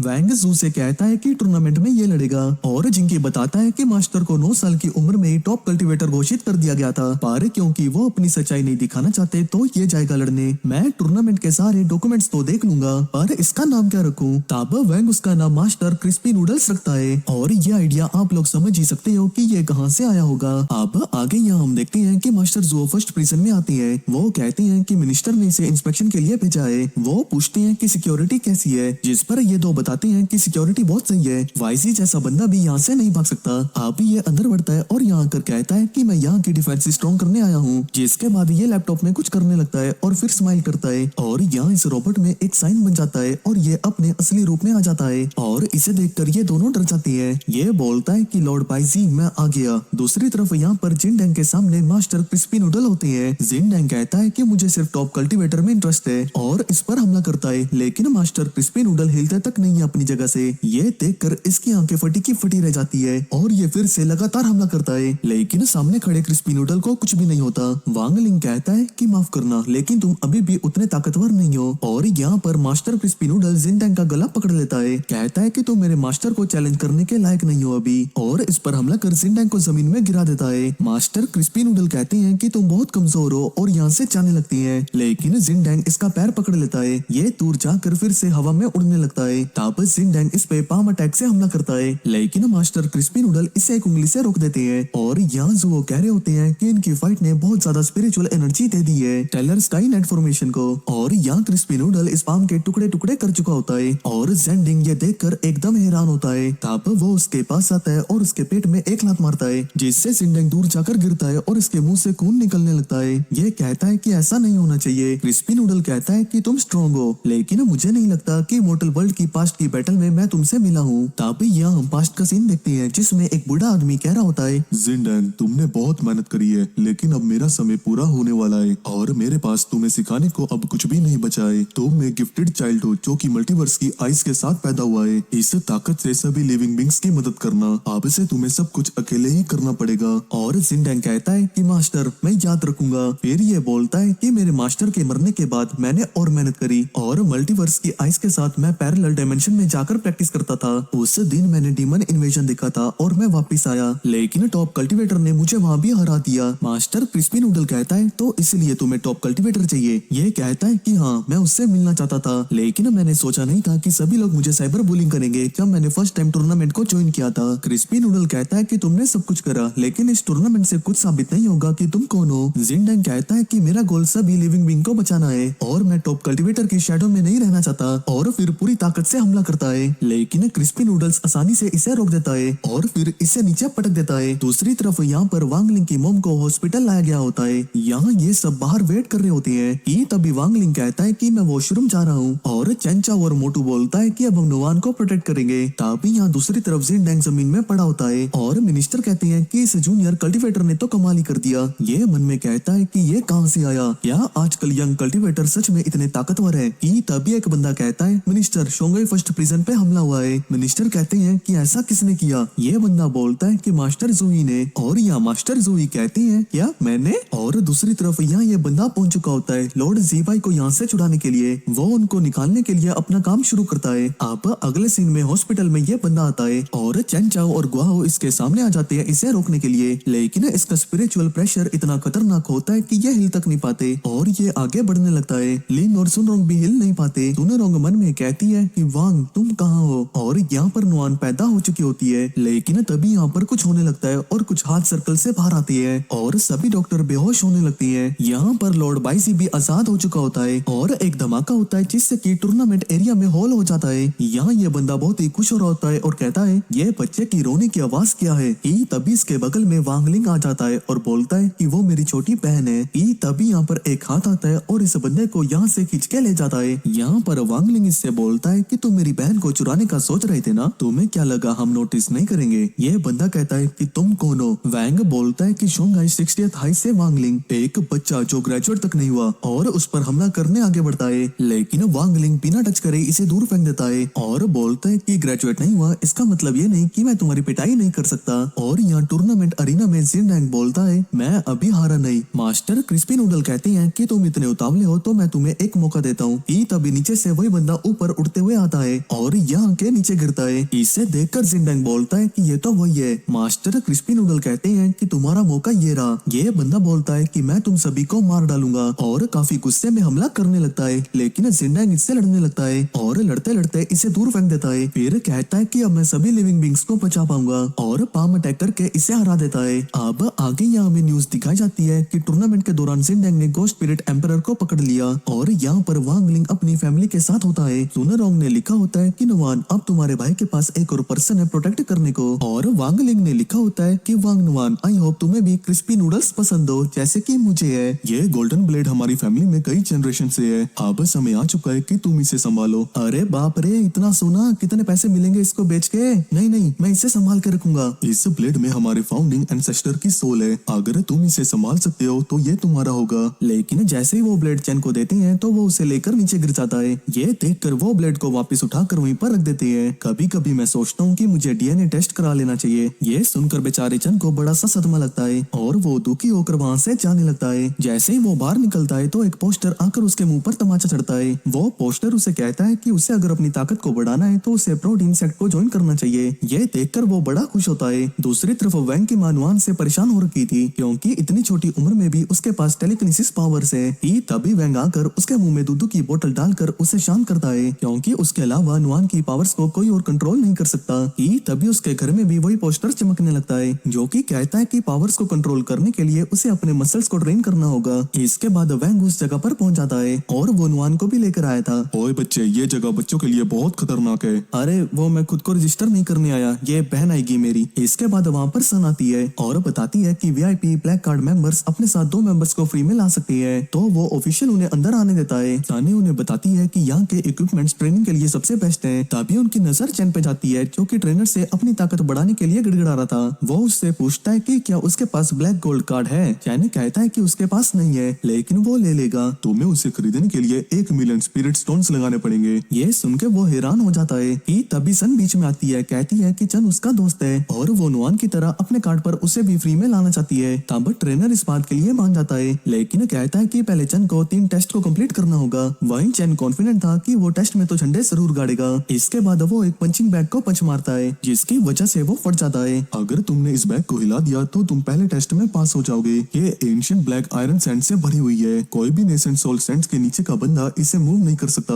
जिसके बाद जब चैन उसे पंच करता है तो उसकी हाथ की हड्डियों के टुकड़े टुकड़े हो जाते हैं। अबे दूध नहीं पीता क्या? उसे देखकर सभी लोग हंस रहे थे। जिसके बाद नुआन के टेस्ट की बारी थी जो कि पंच मार के उस बैग को बिल्डिंग से बाहर निकाल देती है। लेकिन इससे पहले कि किसी को पता लगता वैंग अपनी पावर्स का यूज करता है और बड़ी ही तेजी से वापस से बैग को लाकर उस दीवार को पूरी तरीके से ठीक कर देता है। तो जब वो लोग पीछे मुड़ते हैं तो सब कुछ नॉर्मल था। इसके बाद ट्रेनर सन को डेमोन्स्ट्रेट करने को कहता है और वो बड़ी आसानी से 50 टन की 2 प्लेट्स उठा देती है। चैन को लगता है कि अगर सन के जैसी छिपकली इस वेट को उठा सकती है तो वो भी उठा सकता है। लेकिन जब चैन वेट को उठाने जाता है तो वो बंदा सारी की सारी प्लेट्स को लोड कर देता है जिसकी वजह से चैन कुछ भी नहीं कर पाता और थकावट की वजह से वहीं पर गिर जाता है। उसकी इतनी बुरी हालत हो जाती है कि दूसरे ट्रेनर को अपने होठों से उसे सांस देनी पड़ती है। वहीं जब ये सब कुछ हो रहा था तो नुआन पीछे जाके आसानी से पूरे वेट को उठाने लगती है लेकिन इससे पहले किसी को पता लगता वैंग आकर उसे हटा देता है। इसके बाद वो उसे एक बार्बल के पास लेकर जाता है और बताता है कि इसमें उसके मास्टर की सोल है, इसे सिर्फ वही उठा सकता है जिसके दिल में जरा भी डर ना हो। उनमें से एक ट्रेनर को इसे उठाने में 5 साल लगे थे और दूसरे को 3 साल। ट्रेनर उसे कहता है कि अगर उसने इस वेट को कमर तक उठा लिया तो वो उसे पास कर देगा। ये सुनकर चैन को अपने पापा की बात याद आने लगती है और साथ ही में उन सबकी भी जिन्होंने उसकी बेइज्जती की है। तभी नुआन उसके कंधे पर हाथ रखती है और वैंग उससे कहता है कि वो ये कर सकता है। जिसके बाद वो अपना पूरा जोर लगाकर बारबेल को उठाने लगता है। ऐसा करते वक्त थोड़ी बहुत आवाजें आती हैं पर वो भी उसके बारबेल उठाने में मदद कर रही थी। तभी नुआन जाकर एक डंबल को उठा लेती है और उसके साथ साथ चैन ने भी उस बारबेल को उठा लिया था। लेकिन नुआन की पावर की वजह से उसने पूरी की पूरी बिल्डिंग को हवा में उठा दिया था। ये देखकर वैंग बाहर निकलता है और इससे पहले कि किसी को पता लगता वो बिल्डिंग को वापस से नीचे उतार देता है। वहीं अंदर सभी लोग चैन के लिए तालियां बजा रहे थे क्योंकि उसने पहली बार में ही बारबेल को उठा लिया था। वहीं वो ट्रेनर खुशी के मारे उसे गले लगा लेता है लेकिन उसकी छाती में से इतनी ज्यादा बदबू आ रही थी कि वो बेचारा वहीं बेहोश हो जाता है। रात को ट्रेनर अकेला था और सोच रहा था कि उसे अपने सेक्ट का सक्सेसर मिल चुका है लेकिन तभी उसके पीछे बाइसे आता है और वो उसके ऊपर अटैक करके उसे एक डॉल में बदल देता है जो कि उसके छाते के जैसे वेपन पर लटकी हुई थी। दूसरी तरफ चैन अपने पापू को वही कार्ड दिखा रहा था और कहता है कि अब वो उस ब्लेड को उठा सकता है। लेकिन जब वो उसे उठाने की कोशिश करता है तो इस बार वो अपनी कमर तुड़वा लेता है। इसके बाद हम वैंग की फैमिली को देखते हैं जहाँ जहाँ पर वैंग के पापा ने नुआन के लिए एक तलवार खरीदी थी, लेकिन नुआन को ये जरा भी पसंद नहीं आता और वो उसे पकड़कर नीचे फेंक देती है, जिससे कि वो टूट जाती है। इस पर मैंने बहुत सारे पैसे खर्च किए थे, पता नहीं ये ब्लिंकिट वाले इसे रिटर्न लेंगे भी या नहीं लेंगे। मैं उनको बोल दूंगा कि ये ऐसे ही डिलीवर हुआ था। वैंग उन्हें बताता है कि नुआन की स्पिरिचुअल पावर को कोई भी नॉर्मल तलवार हैंडल नहीं कर सकती, तो वो इसके लिए खुद ही तलवार का इंतजाम करेगा। दूसरी तरफ प्रिजन में हम शुआन को देखते हैं, जिसे कि 2 गार्ड्स जेल के अंदर डाल रहे थे। वो कहता है कि एक बार वो बाहर निकला तो वो उन दोनों को मार देगा,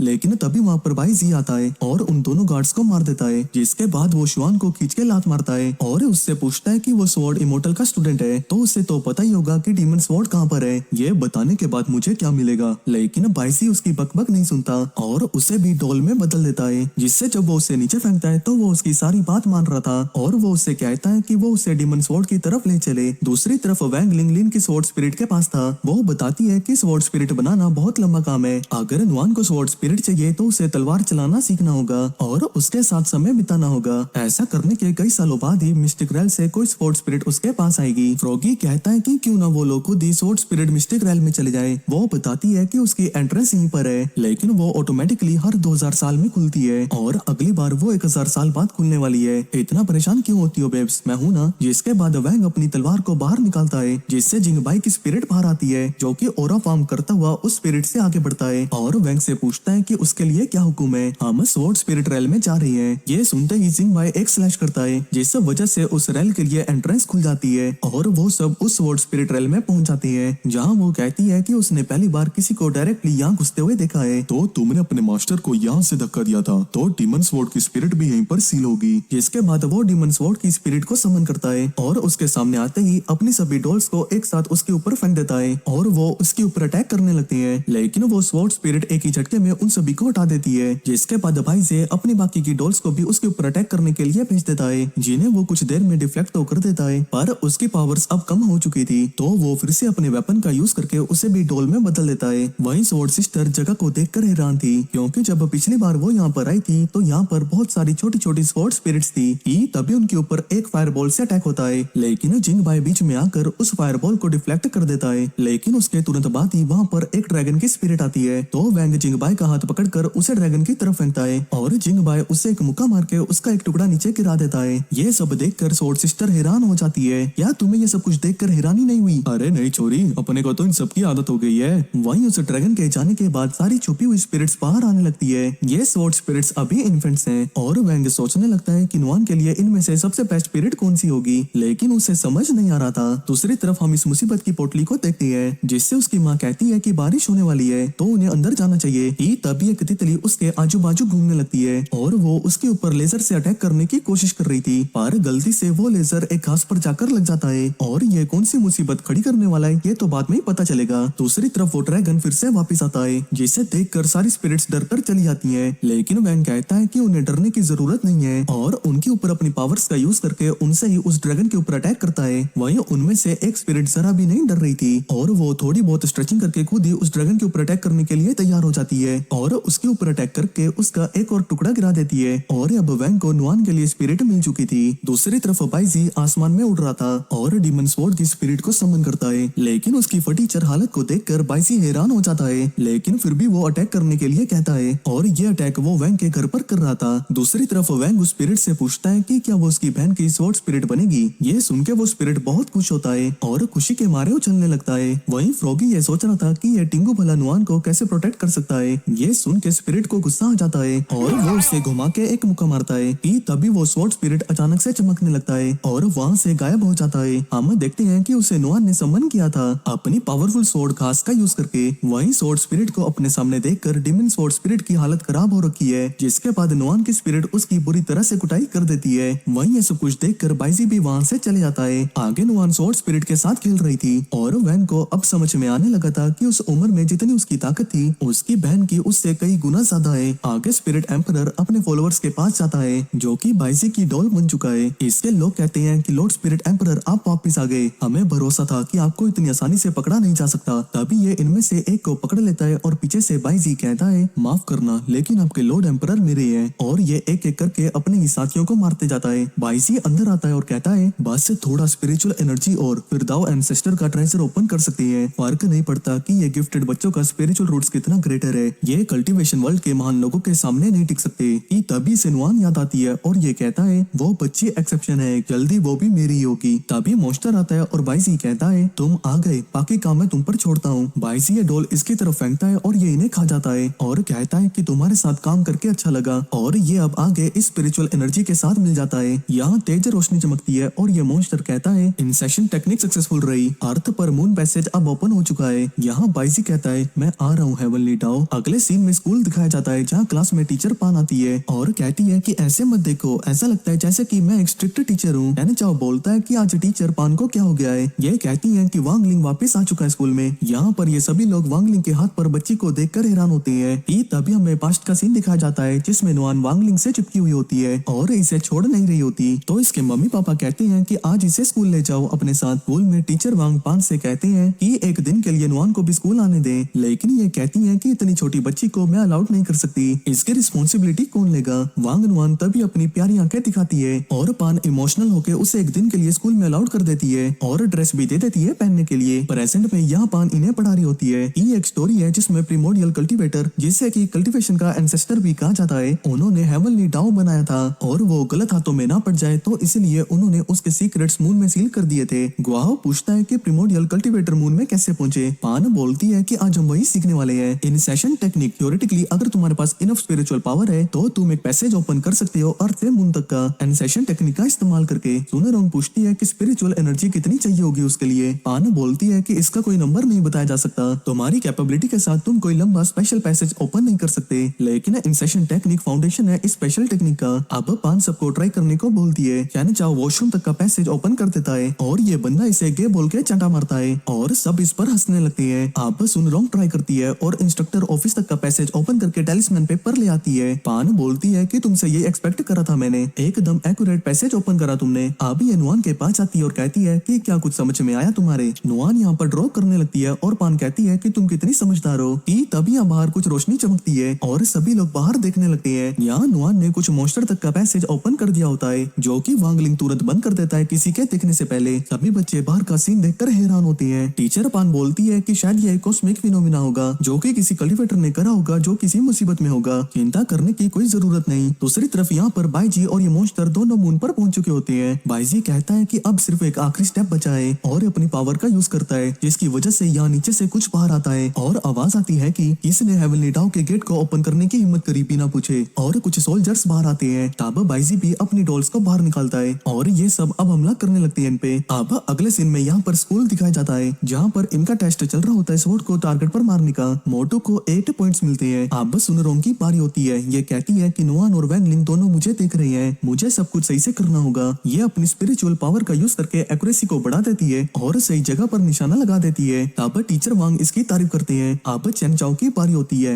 ये तलवार उठा के फेंकता है और ये आसमान में जाती है, जो देखकर टीचर वांग इसे फेल कर देते हैं और कहती हैं ये एक्यूरेसी का टेस्ट है, ना कि तलवार को दूर फेंकने का। नुआन भी ये करना चाह रही होती है लेकिन वांग लिंग कहता है कि मैं तुम्हें दिखाता हूँ कि ये कैसे करना है। दूसरी तरफ यहाँ पर बाईजी की डॉल्स ने सबको हरा दिया होता है और ये आगे बढ़ता है। जैसे ही गेट ओपन होता है यहाँ पर एक बड़ा सा हाथ आता है। बाईजी कहता है कि मैं हिल नहीं पा रहा, इसे ये पकड़ लेता है और यहाँ पर एक बड़ा सा आदमी होता है। यहाँ वांग लिंग स्वॉर्ड फेंकता है और ये इसे मिस कर देता है और टीचर वांग भी इसे फेल कर देते हैं। ये और सुनरोंग हाई फाइव करते हैं और सुनरोंग बोलती है कि तुमने बहुत बढ़िया करा, अब बिल्डिंग सेफ है स्कूल की। तब टीचर वांग कहते हैं कि इसमें खुश होने वाली क्या बात है। यहाँ पर नुआन भी जो है अब टारगेट पर मारने के लिए आगे बढ़ती है और एक घास का टुकड़ा लेके हाथ हिलाती है। तब इसे देख के काफी खुश होने लगती है और टीचर वांग बोलते हैं कि इसकी लर्निंग एबिलिटी बहुत इंप्रेसिव है। तभी यहाँ पर आगे कुछ होने लगता है। दरअसल वांग नुआन के हल्के से एक्शन की वजह से आगे सब कुछ डिस्ट्रॉय होने लगता है। वांग लिंग इसे नोटिस कर लेता है और तुरंत ही आगे बढ़ता है इसे रोकने के लिए, लेकिन यहाँ पर बहुत तेज तूफान आ जाता है।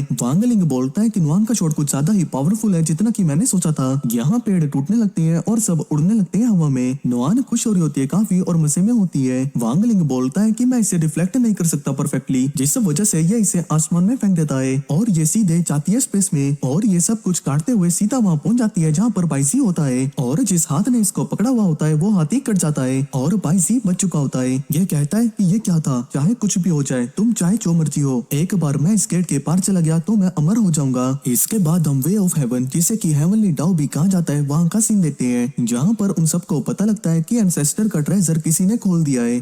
तभी वहाँ पर बाईजी आ जाता है है, यहाँ पर बिना परमिशन के आने की तुम्हारी हिम्मत कैसे हुई? जिसके बाद वो मैजिक का यूज करके खुद को ट्रांसफॉर्म कर लेता है और बाइजी को चेन से बांध देता है। ये धीरे धीरे तुम्हारी सारी मैजिक एनर्जी को खत्म कर देगा। लेकिन बाइजी सारी चेन्स को तोड़ देता है और उसकी गर्दन को पकड़कर उसे एक मैजिक स्टोन में बदल देता है। बाकी सभी भी ट्रांसफॉर्म होकर बाइजी के ऊपर अटैक करने चाहते हैं, लेकिन वो अपने एक ही अटैक से उन सभी को हरा देता है। जिसके बाद वो उनकी ही चेन का यूज करके उन सभी को स्टोन्स में बदल देता है, लेकिन वो एक को छोड़ देता है और कहता है कि अब हेवनली टाउ उसके कब्जे में है। वो अपने खून की बूंद नीचे गिराता है और कहता है कि अब बदले का समय है। दूसरी तरफ वैंग और उसके दोस्त दुकान पर सामान खरीद रहे थे कि तभी टीवी पर बाइजी आता है। मैं बाइजी हूँ, मोटल वर्ल्ड का टॉप कल्टीवेटर। दो क्रिमिनल्स जेल से भाग गए हैं, इन्हें 10,000 साल की सजा मिली थी। एक का नाम वैंग लिंग है जिसका की क्राइम नूडल्स खाना है और दूसरे का नाम वैंग नुआन है जो कि असल में एक डीमन है। ये लोग दुनिया के लिए बहुत बड़ा खतरा है, जो भी इन्हें पकड़ेगा उन्हें 10 मिलियन स्पिरिचुअल स्टोन्स मिलेंगे। आसपास के सारे लोग बाइजी के कंट्रोल में आ चुके थे और वैंग के दोस्त ही उसे पकड़ने की कोशिश करने लगते हैं, लेकिन वैंग उनसे बचकर जाने लगता है। लेकिन सनरोंग भी उसके खिलाफ हो चुकी थी क्योंकि उसकी मेमोरीज में वैंग के साथ वो नहीं बल्कि कोई और लड़की है और वो इस धोखे के लिए उसके ऊपर अटैक करने लगती है। वो बेचारे वैंग को वहाँ से बचकर भागना पड़ता है और सारे स्टूडेंट्स उसका पीछा कर रहे थे, यहाँ तक कि वो उसके ऊपर अपनी तलवार भी फेंकने लगते हैं। लेन बाइजी से कहती है कि वो उन्हें रास्ता दिखाए, तो बाइजी उन्हें बताता है कि इस वक्त वैंग हेवनली पैराडाइज की तरफ जा रहा है। वहीं वैंग के पास जू और उसके सोल्जर्स पहुंच चुके हैं जो कि फ्रॉगी को पकड़ लेती है। जू कहता है कि वो उसके पेरेंट्स से पूछताछ करे और वो घर में नुआन को पकड़ने जाती है। जू कहता है कि वो फिक्र ना करे, वो उससे कुछ भी नहीं करेंगे। कि तभी नुआन बबल्स फुलाने लगती है जो देखकर वो सभी हंस रहे थे, लेकिन जैसे वो एक बबल को टच करते हैं वहाँ पर एक धमाका हो जाता है जिसकी वजह से जू गुस्से में नुआन को पकड़ने जाता है, लेकिन नुआन हवा में उड़कर उससे बचाती है और वो अपने मैजिक का यूज करके घर के सामान से उनकी धुलाई करने लगती है। दूसरी तरफ वैंग भी इन सबसे बचता हुआ भाग रहा है और वो सन के अम्यूजमेंट पार्क में पहुंच जाता है जहाँ पर सन ने अपने ग्रैंडपा को कहकर बैरियर को एक्टिवेट करा दिया है, तो उसे लगता है कि वैंग वहाँ से नहीं निकल सकता। सारे गार्ड्स वैंग के ऊपर फायर करने लगते हैं, लेकिन एक भी गोली उसे छू तक नहीं पाती और वो चुटकी बजा के उन्हें नीचे गिरा देता है। इसके बाद सन उसके ऊपर अटैक करने जाती है, लेकिन वैंग उसके सभी अटैक्स को डॉज कर रहा था और तलवार तोड़ने के बाद उसे किस करता है जिसकी वजह से उसकी सारी मेमोरीज वापस आ जाती है और बाइजी का स्पेल टूट जाता है। तब सन उससे माफी मांगने लगती है, लेकिन वैंग उससे कहता है कि इसमें उसकी कोई गलती नहीं थी, बाइजी ने पूरी दुनिया की मेमोरीज को बदल दिया है। तुमने बिल्कुल सही समझा, पर तुम अब कुछ कर भी नहीं सकते। मैं हेवनली टाउ में पहुंच चुका हूँ, यहाँ पर तुम जैसों का पहुंचना नामुमकिन है। सन वैंग से कहती है कि वो दुनिया को बचाए और वो यहाँ पर उसके दोस्तों को रोकेगी, तो वैंग उसकी मदद करने के लिए अपनी तलवार उसे दे देता है। इसके बाद वैंग सबसे पहले घर पर जाता है जहाँ नुआन अभी तक खेल रही थी और उसने जितने भी गार्ड्स आए थे उनको पीट कर वहीं पर सुला दिया है। जिसके बाद वो नुआन को गोदी में लेकर ऊपर जाने लगता है। वहीं बाइजी पागलों की तरह हंस रहा था क्योंकि उसे लगता है कि वो आसानी से उन दोनों को हरा सकता है, लेकिन तभी वहाँ पर वैंग पहुंच जाता है। बाइजी को समझ नहीं आता कि यह हो क्या रहा है क्योंकि उसने तो यहाँ के गेट्स को सील कर दिया है। अरे बेवकूफ, मेरी अलमारी सीधा यहीं पर खुलती है, ये कैसा घटिया सा मजाक है। तुम्हें पता भी है मुझे कितने साल लगे हैं यहाँ पर आने में और तुम्हारे घर में दरवाजा है यहाँ का। पारे अब कोई फर्क नहीं पड़ता, मैंने सातों हेवनली टाउस को एब्जॉर्ब कर लिया है, अब मुझे कोई नहीं हरा सकता। अरे बुड़बक चुप करना, इस एनिमे में इमॉर्टल किंग मुझे बुलाते हैं, तुझे नहीं। और वो नुआन के साथ मिलकर उसके साथ लड़ने के लिए तैयार हो जाता है। बाइजी उन दोनों के ऊपर हंस रहा था और कहता है कि उन दोनों को खाने के बाद वो पूरी दुनिया पर राज करेगा। वैंग याद करता है कि जब उसने अपनी तलवार सन को दी थी तो उसने कहा था कि वो बेफिक्र होकर यहाँ से जाए, वो उनके दोस्तों का ध्यान रखेगी। मैं अकेला नहीं हूँ, मेरे साथ वो लोग हैं जिन पर मुझे सबसे ज्यादा भरोसा है। बाइजी उसके ऊपर हंसता है और अटैक कर देता है, लेकिन वैंग बड़ी आसानी से उसके अटैक को ब्लॉक करता है और बाइजी पर काउंटर अटैक करता है जिससे वो सीधा मून पे जाके गिरता है। बाइजी कहता है कि तुम दोनों भाई बहन सच में मॉन्स्टर्स हो, वो रेल था कल्टीवेटर एंसेस्टर का और तुम अभी भी मूव कर सकते हो। तब ये अपनी डॉल को बाहर फेंकता है और इसको पावर दे के और भी स्ट्रॉन्ग बना देता है। ये वांगलिंग पे हमला करता है, लेकिन वांगलिंग इसे रोक देता है और इसके हाथ को तोड़ देता है। तभी नुआन इसके मुंह पे लात मारती है और ये दूर जाके गिरता है। अब इसके अम्ब्रेला से आवाज आती है कि पहले नुआन को मारो। इसका अम्ब्रेला शैडो बन जाता है और हमला करता है, लेकिन वांगलिंग इसे उठाकर पटकने लगता है जिससे कि इसका एक दांत टूट जाता है। दूसरी तरफ नुआन इस शैडो को मार रही होती है। ये फिर अपनी एक डॉल को खुद खा के हील कर लेता है खुद को। नुआन की पावर्स को देखकर ये बहुत ही खुश होता है और कहता है मैं इंतजार नहीं कर सकता इसे अपना बनाने का, और ये डीमन स्वॉर्ड को समन करता है और इन पर हमला कर देता है। तभी नुआन एक घास का टुकड़ा इसे देती है। बाइजी हंसते हुए कहता है कि इससे क्या ही कर लोगे। वांगलिंग बोलता है कि मैं इससे सन मून स्टार सब कुछ काट सकता हूँ और ये डीमन स्वॉर्ड स्पिरिट को मार देता है। तभी बाइजी बोलता है कि मेरे साथ डाओ एंसेस्टर एवेटार है, अब अब तुम क्या कर लोगे, और इस पर हमला करने जा रहा होता है। वांग लिंग तभी अपनी सील हटाते हुए कहता है, मैं तुम्हें हमारी पावर्स के बीच का डिफरेंस दिखाता हूँ, और फिर अपनी सील हटा के पावर का यूज करता है। बाइसी हैरान होता है और कहता है कि किसने कहा था कि मेरे पास सिर्फ 3000 हेवनली डाउ है। वांग नुआन चलो साथ में हमला करें। नुआन भी तभी अपना खिलौना निकालती है और इस पर हमला करती है। नीचे से शैडो निकलती है और टाओ एंसेस्टर एवेटार को पकड़ लेती है और वांग लिंग या बाइजी को पकड़ लेता है। ये मन में कहता है कि मैं हिल नहीं पा रहा, ये कैसी डिवाइन पावर है। वांग लिंग इसे ऊपर ले जाता है और नीचे लाकर पटक देता है। यहाँ बाइजी नीचे पड़ा हुआ होता है और इसकी हालत बहुत बुरी हो चुकी होती है। ये कहता है कि मुझे हमेशा से लगता था कि 3000 हेवनली डाउ ही अल्टीमेट लिमिट है, मैंने एक्सपेक्ट नहीं किया था कि तुम्हारे पास इतनी होगी। तब वांग लिंग अपनी सील वापस लगा देता है और कहता है, मेरे साथ फर्स्ट प्रिजन वापस चलो। बाइजी कहता है कि अगर मैं चले जाऊं और अपनी सजा काट लूं 1000 सालों तक, तो क्या तुम मुझे बचाओगे जब हम दोबारा मिलेंगे। कि तभी इसका अम्ब्रेला पीछे आ जाता है और वांग नुआन को पकड़ लेता है। वांग लिंग इसे बचाने की ट्राई करता है, लेकिन ये इसकी बातों में आ जाता है और इसका ध्यान भटक जाता है और बाइजी नुआन को भी अपनी डोल बना के इसे भी खा लेता है। ये देखकर गुस्से में वैंग उसके ऊपर अटैक करने लगता है, लेकिन तभी वो रुक जाता है क्योंकि बाइजी उससे कहता है कि अगर उसने उसको कुछ भी किया तो उसके साथ उसकी बहन भी मारी जाएगी। इसके बाद हम बाइजी की मेमोरीज को देखते हैं। जब उसका मास्टर उसे कहीं लेकर जा रहा था, तभी वहाँ पर नुआन भी पहुंच जाती है और वो ये सारी चीजों को देख रही थी। उस बच्चे को नाइट स्कल का वाइस प्रेसिडेंट पकड़ने आता है क्योंकि वो उनके प्लान के लिए बहुत ज्यादा जरूरी है, और इस बच्चे के लिए उसने उसके रिलेटिव्स और माँ बाप सबको ही मार दिया है। लेकिन उसका मास्टर मना कर देता है और इससे पहले कि वो उसके ऊपर अटैक करता, वो अपने वेपन में उसे बांधकर स्पेशल मैजिक से उसे कहीं और भेज देता है, जिसके बाद वो उसके मास्टर को भी मार डालता है और वो अपने मास्टर को कहता है कि फिक्र ना करे, उसने उसके पीछे सोल चेनिंग हान को लगा दिया है। दूसरी तरफ बाइजी उस वेपन के साथ अकेला ही भटक रहा था, तभी उसके पीछे वही हाउन आ जाता है जो कि उसके ऊपर अटैक करने लगता है। और बाइजी जब खुद को बचाने के लिए अपने वेपन को आगे करता है तो वो गलती से उसे ही मार देता है और वो वेपन उस हाउन को एक डोल में बदल देता है और बाइजी से कहता है कि अगर वो ताकतवर बनना चाहता है तो वो इस डोल को खा जाए। उस वेपन का असर बाइजी पे होने लगता है और वो उस डोल को खा जाता है। उस दिन के बाद से वो समझ चुका था कि इस दुनिया में न्याय जैसा कुछ भी नहीं है, रूल्स मोरल सब कुछ बकवास है। दुनिया का सिर्फ एक ही असूल है, जो ताकतवर है वो कमजोर को दबाएगा और उसे खा जाएगा। वो दुनिया का टॉप कल्टीवेटर बनकर उसके लॉस को बदलना चाहता है और उसे लगता है कि नुआन को खाकर वो ऐसा कर पाएगा, लेकिन उसके भाषण के खत्म होने से पहले ही नुआन उसके मुंह पर मुक्का धर देती है। ये कैसा घटिया सा लॉजिक है, सुबह जो निकालते हो वही खा लेते हो क्या? ये क्या हो रहा है भाई, ये तो अभी पैदा हुई थी, बात कैसे कर रही है? तुम बहुत खुश लगती हो। मैं एक प्यारी सी नन्ही मुन्नी सी बच्ची बनकर रहना चाहती थी, पर लगता है कि तुम्हारे माँ बाप ने तुम्हारी कुटाई नहीं की है, मुझे ही तुम्हें सब कुछ सिखाना पड़ेगा। तुम्हारे लॉजिक के हिसाब से अगर मैं तुम्हारी कुटाई करती हूँ तो क्या मैं तुम्हें खा सकती हूँ? सारी गलतियों की एक सजा होती है, लेकिन तुमने मासूमों को खतरे में डाला है। तुम तो हंसते भी बदतमीजों की तरह हो, तुम्हें तो पीट पीट के समझाऊंगी मैं। जिसके बाद नुआन उसकी कुटाई करने लगती है, जिसकी वजह से उसने जितनों को भी खाया था वो एक एक करके बाहर आने लगती है और इसके साथ साथ उसके 2-3 दांत भी बाहर आ रहे थे। वहीं ऐसा होता हुआ देखकर वैंग भी उसकी कुटाई करने लगता है और हर एक पंच के साथ उसके पेट से एक नया प्राणी बाहर आ रहा था। तो अंदर से उसे नुआन पीट रही थी और बाहर से वैंग, और इन दोनों भाई बहनों की कुटाई की वजह से धीरे धीरे करके जितने भी सोल्स को उसने खाया था वो बाहर आने लगती है। जिसके बाद अपने आखिरी मुक्के के साथ नुआन भी उसके पेट से बाहर आ जाती है। इसके बाद जो वैंग उसके वेपन को पकड़ता है वो उससे कहने लगता है कि क्या वो भी ताकतवर बनना चाहता है, उससे बस उसके साथ एक कॉन्ट्रैक्ट बनाना है और वो उसे दुनिया का सबसे ताकतवर इंसान बना देगा। लेकिन वैंग उस वेपन को ही तोड़ देता है, जिसकी वजह से उसके अंदर का डीमन भी जलकर खत्म हो जाता है। आगे जब हेवनली डाउ के बंदे जागते हैं, वो वैंगलिंग को सेजलिंग कह के बुलाते हैं और उन्हें बचाने के लिए उसका शुक्रिया अदा करते हैं। वैंग उनसे कहता है कि वो लोगों की मेमोरीज को वापस से ठीक कर दे और दुनिया को वापस से पहले जैसा कर दे। जिसके बाद वो सनरोंग के पास वापस जाता है, जहाँ वो देखता है कि उसने सबकी कुटाई करके रखी है और सब बेचारे टूटी फूटी हालत में पड़े हैं। वैंग सन का शुक्रिया अदा करता है क्योंकि जब पूरी दुनिया उसके खिलाफ खड़ी थी, सिर्फ वही अकेली उसके साथ थी। तब सनरोंग कहती है कि क्या तुम मुझे एक रिवॉर्ड दे सकते हो, और ये किस करने के लिए आगे बढ़ती है। ये देखकर वांगलिंग भी आगे बढ़ने लगता है, लेकिन तभी नुआन इनके बीच में आ जाती है और ये दोनों साइड हो जाती है। फिर सुनरोंग नुआन के साथ खेलने लगती है। दूसरी तरफ बाइजी को वापिस से फर्स्ट प्रिजन में बंद कर दिया गया है। तभी जू के पीछे से वही डीमन आता है और अपने हाथ को उसके आर पार कर देता है। जिसके बाद वहाँ पर वही बंदा आता है जिसने कि उस वाइस प्रेसिडेंट को ऑब्जर्व किया था। वो कहता है कि वो एक दिन वैंग को खत्म कर देगा। इसके बाद वैंग की फैमिली नुआन का पहला बर्थडे सेलिब्रेट कर रही है। वैंग के पापा कहते हैं कि जब से वो पैदा हुई है तो उसने उनकी जिंदगी में खुशियां भर दी है और आज वो देखने वाले हैं कि नुआन कौन सा रास्ता चुनेगी। सब ने एक एक चीज को जमीन पर रखा हुआ था, लेकिन नुआन उनमें से किसी को भी नहीं चुनती